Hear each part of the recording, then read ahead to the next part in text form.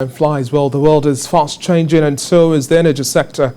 Over the years, there have been calls globally for immediate action to prevent the impact of climate change through use of greener alternatives from the use of fossil-based fuel. Now, however, this move poses existential threat to third world countries like Nigeria, which is largely dependent on sales of royalties and also tax revenues from crude oil and natural gas reserves, respectively. These present an opportunity to uplift the nation's reserves without risky investment in deep water exploration.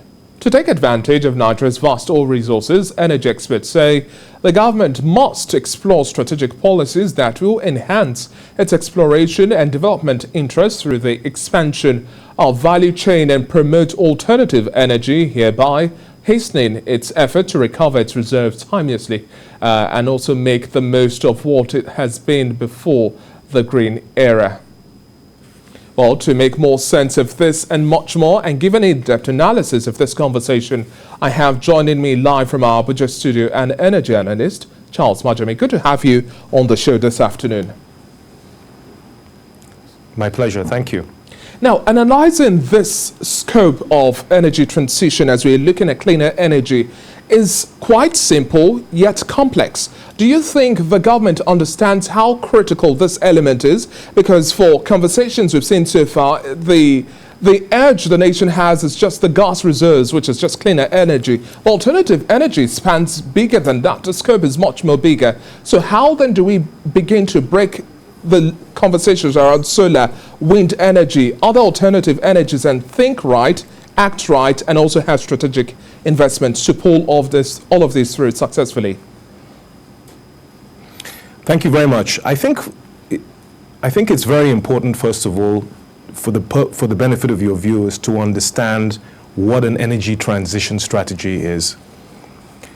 You know, the world is on the verge of climate change catastrophe because of the overheating of the earth due to the burning of fossil fuels.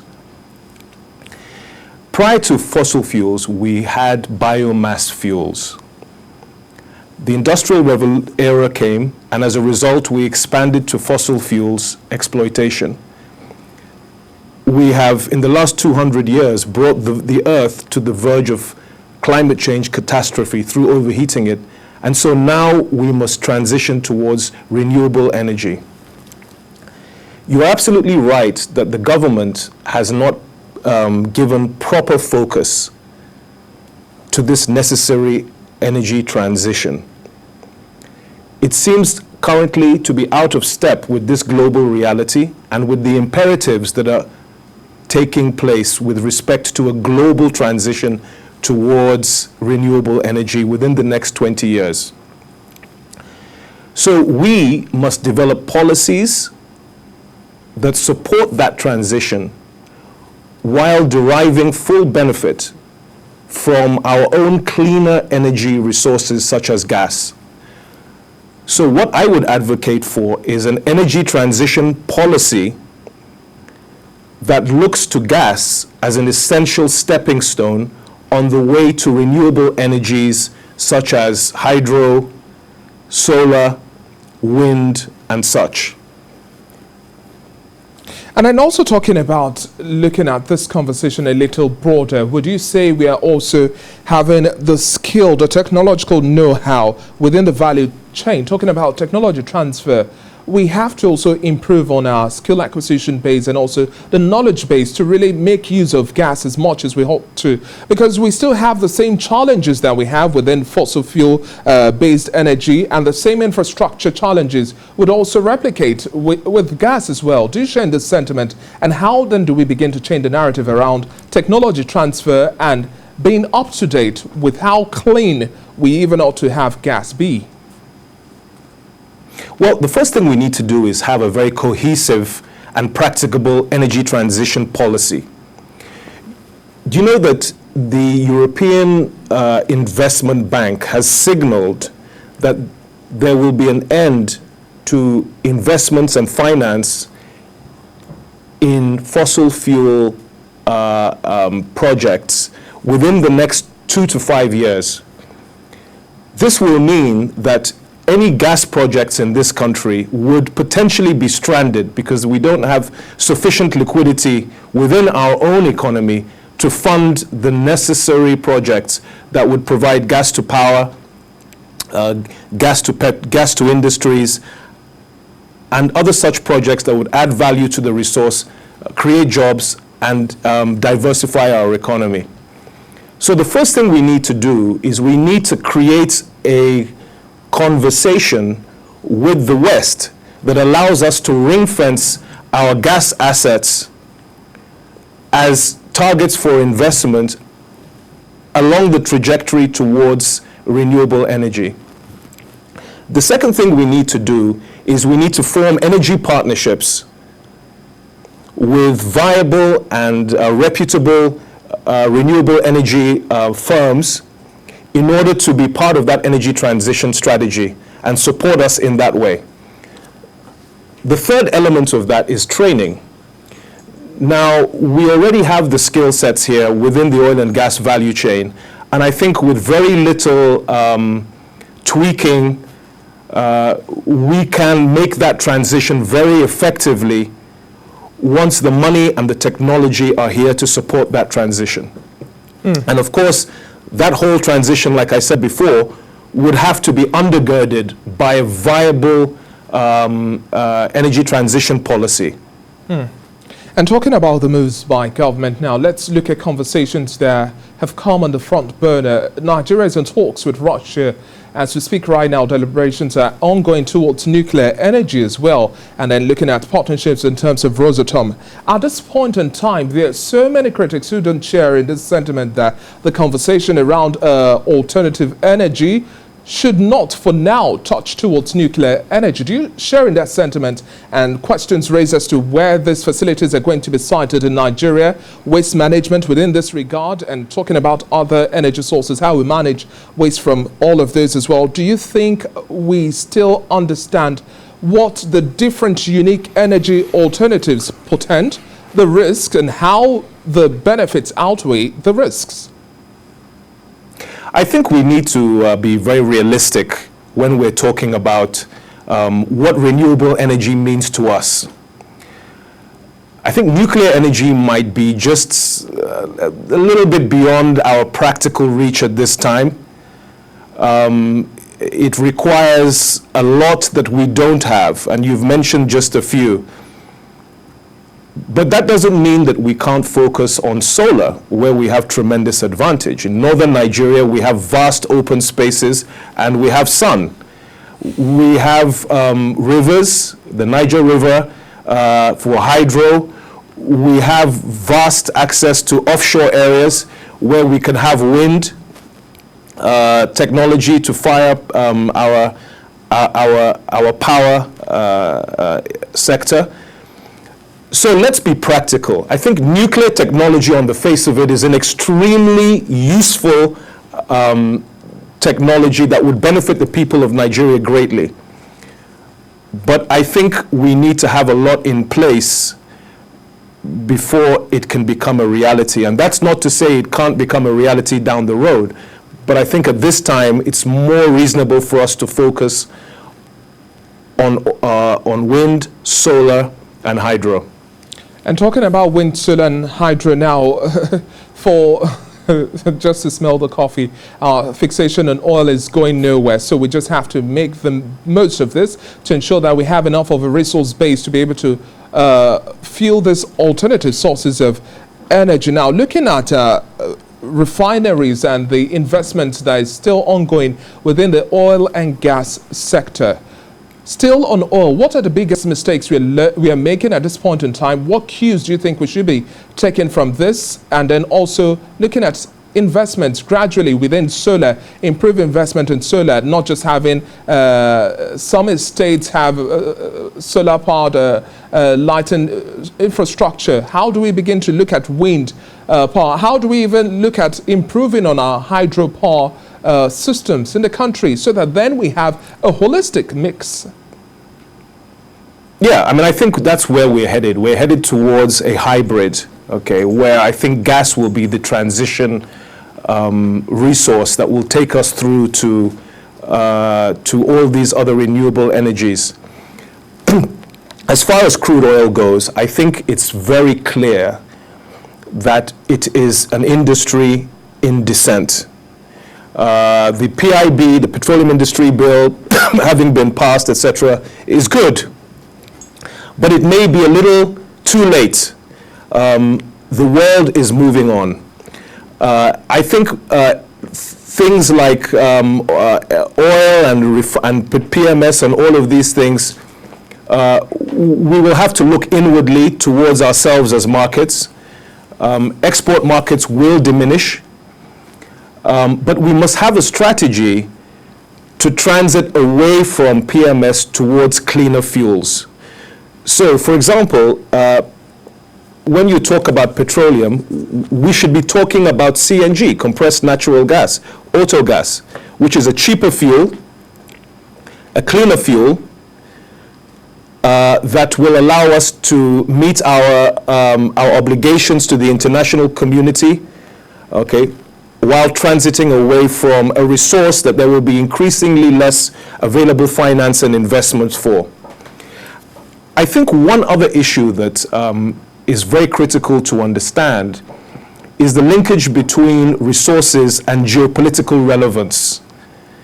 Nigeria has always leveraged its crude oil as a means to enhance its prestige on the international stage. Very soon, we will no longer be able to leverage that resource to gain geopolitical relevance in the way that we're used to. Indeed, this geopolitical connection between crude oil and relevance is already playing out in the Middle East, where we're seeing a substantial moving away of American military interests there, because the resource is no longer as valuable to them as it used to be. So we have to start thinking ahead. How do we gain relevance on the international stage beyond crude oil? How do we diversify our economy and allow the resources that we have to add value, okay, while moving away from crude oil? How do we develop policies that will support that transition in a manner that allows, for example, gas, non-associated gas as opposed to associated gas, to play a role in the transition towards renewable? How do we fund those renewable energy projects from the income that we're making currently? These are the questions that we need to face. How do we ring-fence gas assets and gas projects and convince the international community that it's necessary for us to receive funding and finance for those projects as we move away towards renewable energy? We have a lot to discuss, and I think the time is now. And sadly, the Petroleum Industry Bill focused on the petroleum industry. We need legislation and policies that focus on how we're going to play our role in bringing down global warming while transiting our economy away from this mainstay that we have found it so hard to diversify away from, which is crude oil. And like you've already highlighted, crude oil is just like the cash cow we're milking, but we can't milk for far too long a while. After a while, it's going to lose its relevance. But talking about resources and geopolitical relevances, let's look at the future of transport. For example, within the automobile space, gas-powered vehicles, electric cars. Now, for advanced climes like Britain, the United Kingdom, or Europe, or say the United States of America, Canada, they're looking towards the area of electric cars as we speak right now. Sure. In Nigeria, as part of our agenda for energy transition, we are looking at gas-powered vehicles. How long do you think it's going to create a roadmap? What sort of investment strategy do you think we ought to have in place? It's not as simplistic as just calling for public-private partnerships here. Well, what we've done is we've made considerable investments into gas. In fact, the Minister of Petroleum Resources, the Minister of State, stated that this is the decade of gas, albeit with the background of energy transition. Gas is where we're going to derive our electrical power. Our generating units are all thermal and they're all gas-fired. The majority, at least, at this point. Our infrastructure, the amount of infrastructure, delivery infrastructure, the investments we've made into them are considerable. So we can't obfuscate gas. That is the means by which we will produce enough electricity to not only power industries, but things like electrical powered vehicles. Okay. Now, as far as the other item you were talking about, what was that exactly? Looking at gas-powered vehicles now, the future of transportation, as we're looking at energy transition, moving away from crude oil or yes. The regular fuel, petrol-driven cars, now looking at gas vehicles. Okay, so you're talking about auto gas. Exactly. And auto gas displacing PMS. Yes. Which I actually referred to earlier. This can become a reality, but there are a number of obstacles that need to be overcome. Number one is the conversion to allow for PMS-fired cars to operate with auto gas. The auto gas is cheaper, it's cleaner, and we should be using this rather than importing PMS, because we have gas here in abundance. The issue is we need to first of all do away with the subsidy, and in my view reinvest some of that money into the energy conversion schemes that will allow for normal running PMS-fired cars to run on auto gas.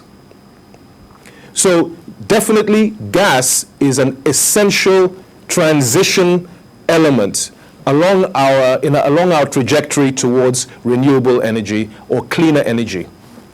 We're gradually wrapping up our conversation at this point in time. Now, we had reports from the Nigerian National Petroleum Corporation seeking equity participation in independent refineries such as Dangote and others. Now, the future is pretty much clear with regards to where the volume these refineries are going to add.